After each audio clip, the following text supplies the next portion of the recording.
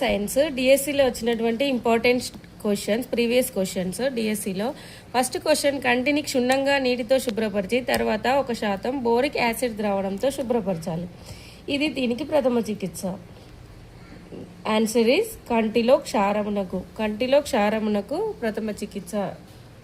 Next question, doctor ఆర్హెచ్ వైటీ హౌస్ సూచించిన ఉపన్యాస గది మరియు ప్రయోగశాల ప్లాన్ ప్రకారం అందులో ఉండాల్సిన డిమాన్స్ట్రేషన్ టేబుల్తో కూడా కలిపి ప్రాక్టికల్ టేబుల్ సంఖ్య. డిఎస్సి 2012లో వచ్చింది. దీనికి ఆన్సర్ 7.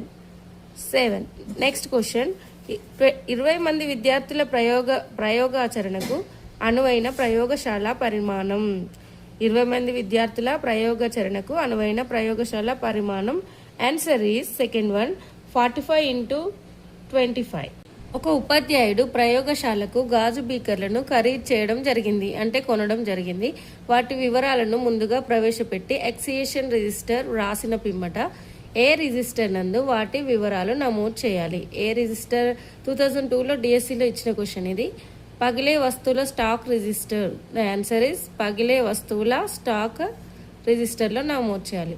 ప్రయోగం నిర్వహించే సమయంలో పొరపాటున ఆమ్లం వలన శరీరం కాలితే ఆ భాగాన్ని ముందుగా నీటితో కడిగిన తర్వాత దీనితో కడగాలి. ఫస్ట్ వాటర్తో కడిగిన తర్వాత దీనితో కడగాలి. ఏంటి ఆన్సర్? Sodium bicarbonate. ఇవి ప్రీవియస్ డిఎస్సిలో వచ్చిన ఇంపార్టెంట్ క్వశ్చన్స్.